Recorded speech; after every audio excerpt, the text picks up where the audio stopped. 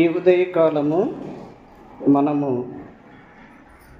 మన ప్రియ ప్రభువును ఆరాధించుటకు చేరివచ్చి ఉండగా, ఆరాధనకు సహాయకరముగా దేవుని గ్రంథములో నుండి పాత నిబంధనలో ఆదికాండము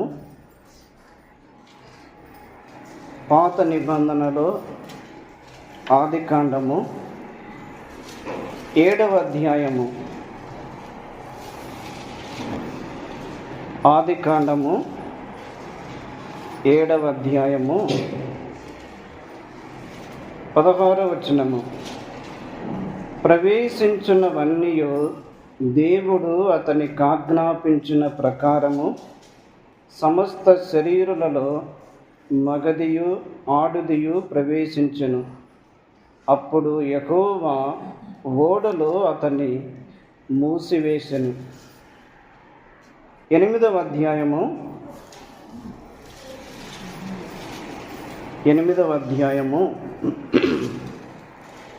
18వ వచనము నుండి,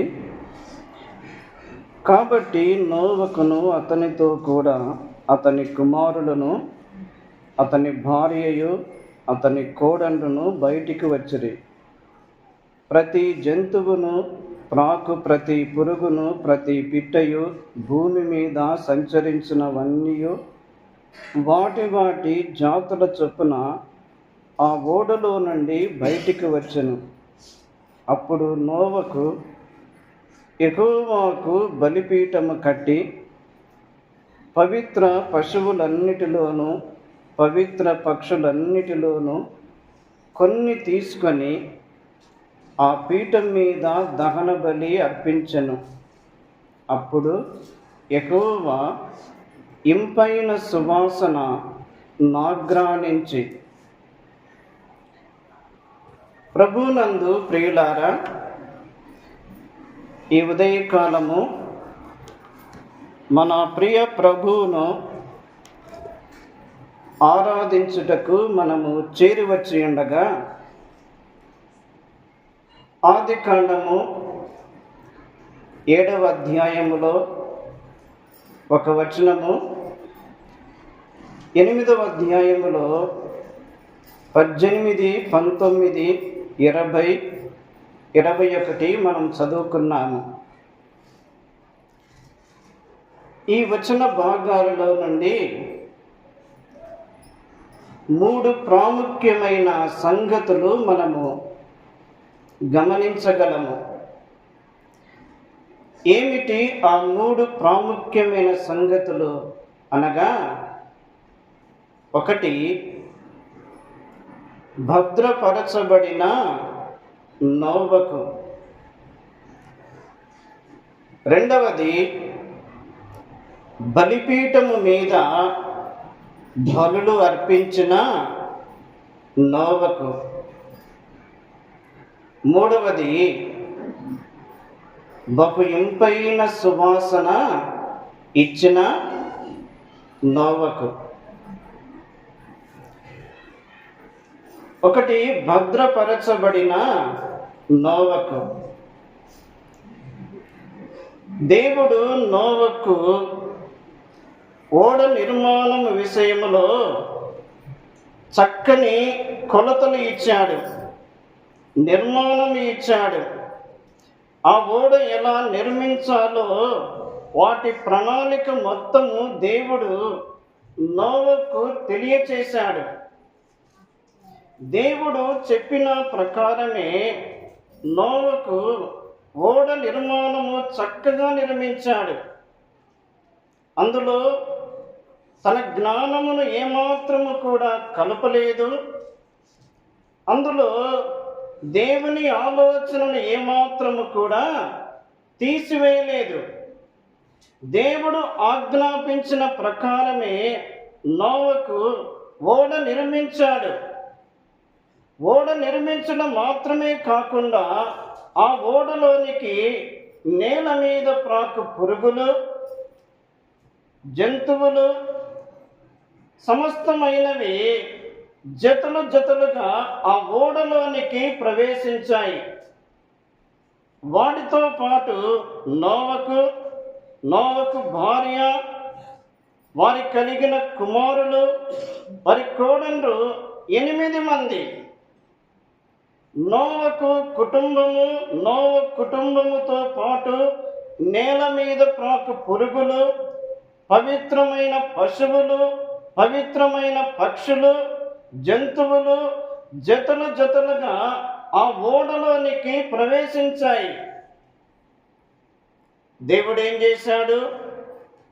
ఆ తలుపును మూసివేశాడు. ఇప్పుడు ఓడలో వీరు భద్రపరచబడి ఉన్నారు. బయట ఏముంది? జల ప్రళయము ఉంది. ఆ ప్రళయములో బయట ఉన్నవన్నీ కూడా మునిగిపోయినాయి, చనిపోయినాయి. బయట మరణము ఉంది, లోపల ఏముంది? భద్రత ఉంది. అలాగైతే ప్రియులారా, యేసు క్రీస్తునందు విశ్వాసం ఉంచక మునుపు మనకు భద్రత లేదు. కారణం, రోమాపత్రిక 6:23 ప్రకారము పాపము వలన వచ్చు జీతము మరణము. మన పాపములను బట్టి, మన దోషములను బట్టి, మన అతిక్రమ క్రియలను బట్టి మనము మరణానికి పాత్రులమై ఉంటిమి. దేవుని ఉగ్రతకు పాత్రులమై ఉంటిమి. అయితే ప్రభు మనల్ని ప్రేమించాడు. మనలను ప్రేమించి ఆయనే ఒక ఓడగా ఉన్నాడు. ఆ ప్రభువే పరలోకము నుండి భూలోకానికి పంపబడెను. ఆయనే తన దేహములో నుండి అమూల్యమైన రక్తమును చిందించెను. ఆయనే దహన బలిగా అర్పించబడెను. ఆయన శరీరములో నుండి మనకు జీవము ప్రవహించబడెను. ఆ జీవమును మనం కలిగి ఉన్నాము కాబట్టి మనకేం దొరికింది? భద్రత దొరికింది. రోమాపత్రిక 8:1 ప్రకారము క్రీస్తు యేసు నందు ఉన్న మనకు భద్రత ఉంది. అక్కడే 2-3 వచనాల్లో చూస్తే, ఆత్మ సంబంధమైన జీవమును ఇచ్చుట కొరకై దేవుడు తన సొంత కుమారుని లోకానికి పంపి ఆయన శరీరము మీద మన పాపములకు రావలసిన శిక్షను విధించెను. యేసు క్రీస్తులో భద్రత. ఆ ఓడలో ఉన్నవారు క్షేమముగా ఉన్నారు.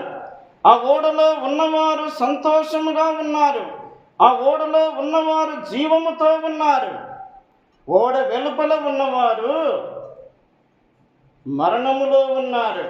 అయితే యేసు క్రీస్తునందు దేవుడు మనకిచ్చిన భద్రతను బట్టి మనము ప్రభువుకు స్తుతులు చెల్లించవలెను. భద్రత మాత్రమే కాకుండా యేసు క్రీస్తునందు పరలోక విషయములు, ఆత్మ సంబంధమైన ప్రతి ఆశీర్వాదములు దేవుడు మనకు అనుగ్రహించాడు. యేసు క్రీస్తునందు పరలోకమే మనకిచ్చాడు. పరలోక పట్టణ పౌర స్థితిని ఇచ్చాడు. ఆత్మ సంబంధమైన జీవమునిచ్చాడు. ఇట్టి ప్రభువుకు మనము కృతజ్ఞతాస్తుతులు చెల్లించవలెను. నోవకు, భద్రపరచబడిన నోవకు భూమి మీద నీళ్ళన్నీ ఇంకిపోయిన తరువాత దేవుడు ద్వారము తెరిచాడు. ఓడలో ఉన్నవారు బయటికి వచ్చారు. రాగానే వారు చేసిన మొట్టమొదటి పని, వారు ఏం చేశారు? బలిపీఠమును కట్టారు. బలిపీఠమును కట్టారు. వారు బయటికి రాగానే బయటి వాతావరణం చూచారు. ఒక నూతనమైన సృష్టిని వారు చూచారు. ఒక నూతనమైన ప్రదేశమును వారు చూచారు. వారు చూచడం మాత్రమే కాకుండా ఆ ఓడలో ఉన్నవన్నీ కూడా వెలుపలికి వచ్చి దేవుని స్తుతించెను. అవును, మన బలిపీఠము మన ప్రభు అయిన యేసు క్రీస్తే కదా. మన బలిపీఠము మన ప్రభు అయిన యేసు క్రీస్తే. హెబ్రీయులకు రాసిన పత్రిక 13వ అధ్యాయములో,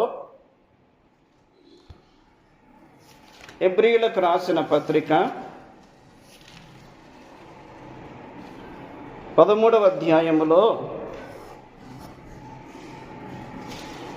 10వ వచనంలో చూడండి. మనకొక బలిపీఠము ఉన్నది, మనకొక బలిపీఠము ఉన్నది, దాని సంబంధమైన వాటిని తినుటకు గుడారములో సేవ చేయు వారికి అధికారము లేదు.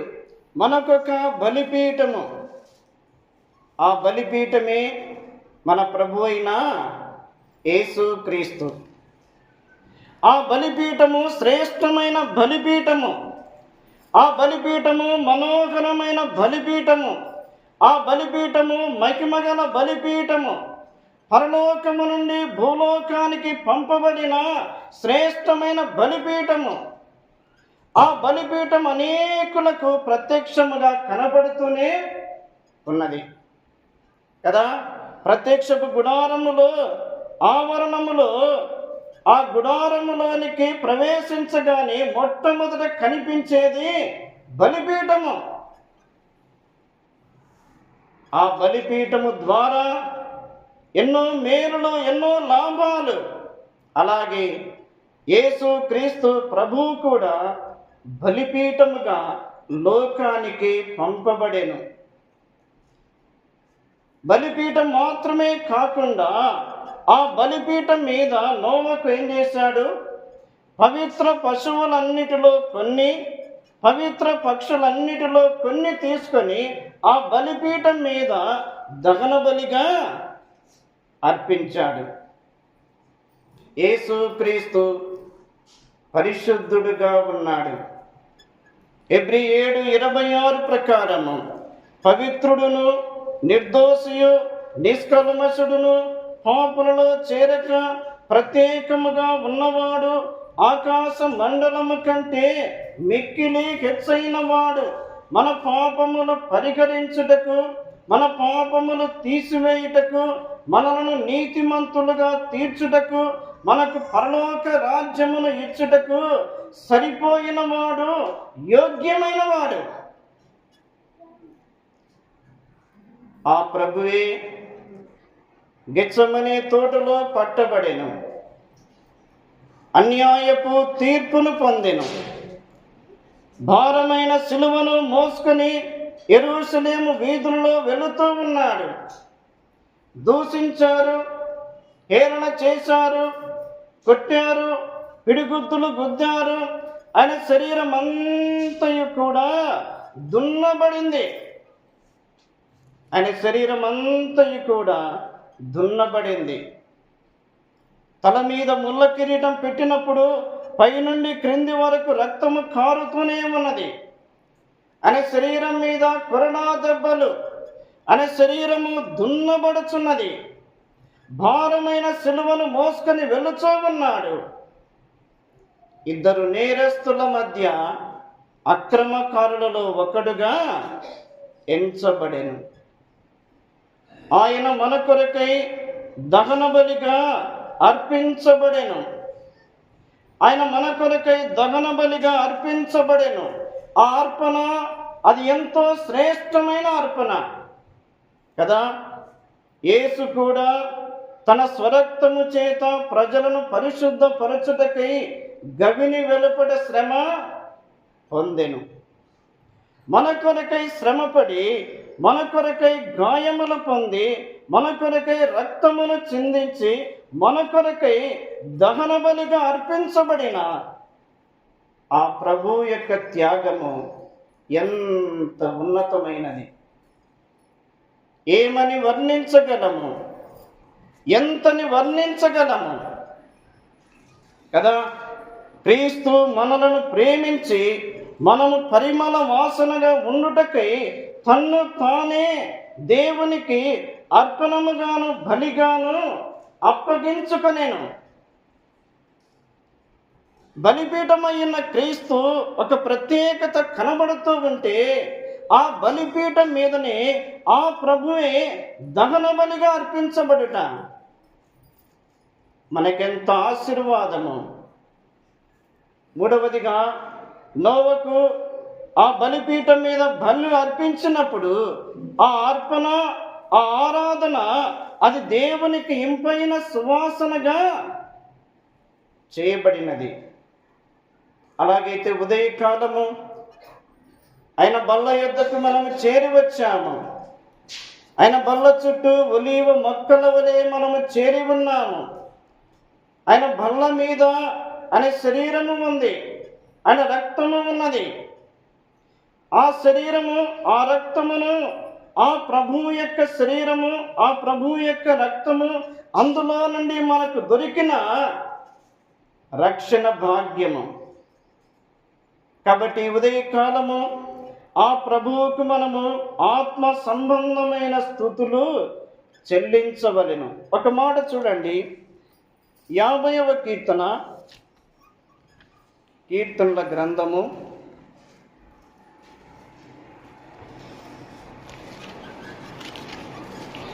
50వ కీర్తన 23వ వచనములో, స్తుతియాగము అర్పించువాడు నన్ను మహిమపరుచుతున్నాడు, నేను వానికి దేవుని రక్షణ కనపరుచున్నట్లు వాడు మార్గము సిద్ధపరచుకునెను. నోవకు తనకిచ్చిన, తన కుటుంబానికి, తనతో పాటు ఉన్నవాటికి ఇచ్చిన భద్రతను జ్ఞాపకము చేసుకున్నాడు. బలిపీఠమై ఉన్న దేవుని జ్ఞాపకము చేసుకున్నాడు. ఆ బలిపీఠం మీద దేవునికి ఇష్టమైన బలులు అర్పించాడు. అది దేవునికి సంతోషకరము, దేవుని హృదయానికి ఆనందము కలిగించే ఒక శ్రేష్టమైన కార్యము నోవకు చేశాడు.